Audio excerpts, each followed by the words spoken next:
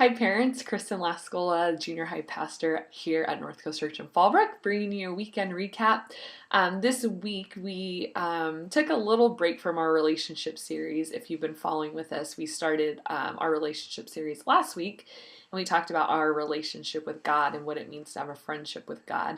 We took a break from that this week just because we have a big event coming up this weekend, Starving to Serve. Hopefully your students are talking about it. The junior hires seem really into it, as always.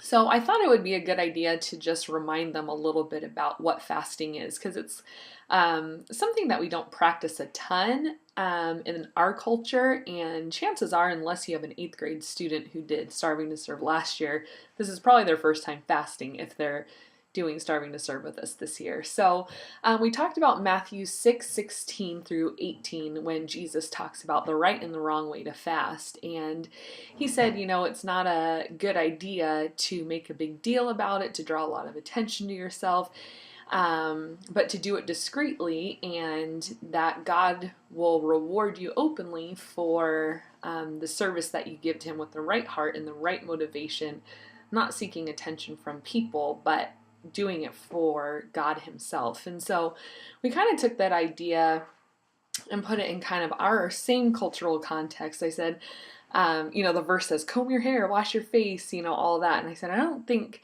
you guys are going to go to school like looking like you just rolled out of bed and, oh, I've been fasting, it's so miserable. I said, but there might be a tendency to want to complain. You see your friends at lunch eating pizza or chips or having soda, and you're like, oh, that looks so good, I wish I could have that. And, oh, why can't you have it? Oh, well, I'm just, fasting for the Lord, but, it's all good. And I was just telling them, make sure you don't complain to bring attention to yourself, but do it very quietly. If somebody asks, hey, where's your lunch? How come you're not eating? You're welcome to tell them why. You don't have to lie about fasting. That's not the solution, but to do it with the right heart and the right motivation of not wanting to bring attention on yourself. And I said, that really applies for anything we do for God. Junior hires have a tendency to love to announce how much money they put in the offering as it comes around. I said, that would qualify here. Those are the kinds of things Jesus is talking about. When you seek your reward from men, Jesus says, well, that's all you're going to get. That if that's what you want, that's what you get. Your reward will not come from me. Obviously, you're seeking it from other people, and so you lose your reward from God. And it's hard because, when we get our reward from other people, it's immediate gratification, and sometimes we have to wait on God's reward, but His is always better.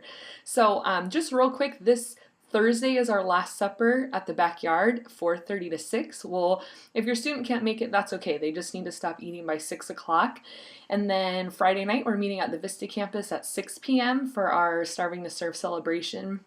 It's an overnighter, so they can bring a sleeping bag and pillow. We'll go to bed after we eat at midnight, and then pickup is at the Vista campus 8 a.m. Saturday morning. So if you have any questions about that timeline, just feel free to email me or call me, or text me or Facebook me, whatever you prefer. And hopefully we can get all your questions answered, and we'll see you guys tomorrow night at Chaos and this weekend. Thanks.